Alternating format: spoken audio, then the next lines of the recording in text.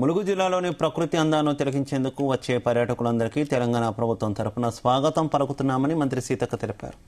అయితే పర్యాటకులు తమ ఆనందయాత్రను విషాదంగా మార్చుకోకుండా తప్పనిసరిగా జిల్లా యంత్రాంగం, పోలీస్ శాఖ, అటవీశాఖ అధికారులు జారీ చేస్తున్న సూచనలు, హెచ్చరికలు పాటించాలని విజ్ఞప్తి చేశారు. దీనికి సంబంధించి అమెరికా పర్యటనలో ఉన్న మంత్రి సీతక్క వీడియో సందేశం విడుదల చేశారు. ఇటీవల నిషేధిత ప్రాంతాల్లోకి వెళ్లి 2 యువకులు ప్రాణాలు కోల్పోవడం తీవ్ర విషాదకరమని మంత్రి సీతక్క ఆవేదన వ్యక్తం చేశారు.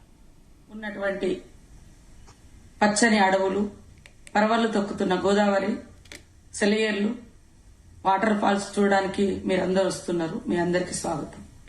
దయచేసి అక్కడ పోలీస్ అధికారులు ఎక్కడ వెళ్ళాలి, ఎక్కడికి వెళ్ళకూడదని అటవీ శాఖ అధికారులు గాని, పోలీస్ అధికారులు గాని మరి హెచ్చరిక బోర్డులు పెట్టినప్పటికీ వేరే ముత్యాల ధార లేదా ఇంకా డీప్ ఫారెస్ట్ లో ఉన్నటువంటి జలపాతాల్లోకి వెళ్లి అత్యంత విషాదంగా ఇప్పటికే 2 యువకులు మరణించడం జరిగింది. దయచేసి అక్కడ జిల్లా యంత్రాంగం ఏదైతే రిస్ట్రిక్షన్స్ పెట్టడం జరిగిందో, అక్కడ ఏదైతే మనము ఏర్పాట్లు చేయలేదు, అది న్యాచురల్ గా ప్రవహిస్తున్నటువంటిది. అందులోకి వెళ్తే ఎత్తైన కొండల నుంచి ఆ వాగులో పడొచ్చు, ఆ జలపాతంలో పడి చనిపోవచ్చు లేదా కొట్టుకపోవచ్చు. కాబట్టి ఆ ప్రాంతాలకు వెళ్లొద్దు అనేది ఆల్రెడీ ఫారెస్ట్ వాళ్ళు, పోలీసు వాళ్ళు హెచ్చరిక బోర్డులు పెట్టడం జరిగింది, సూచనలు చేస్తున్నారు. అయినా చూడాలనేటువంటి ఆసక్తితో చాటుగా వెళ్లి ప్రాణాల మీదకి తెచ్చుకుంటున్నారు. దయచేసి అటు వెళ్ళకండి. టూరిస్టులందరికీ విజ్ఞప్తి చేస్తున్నాం.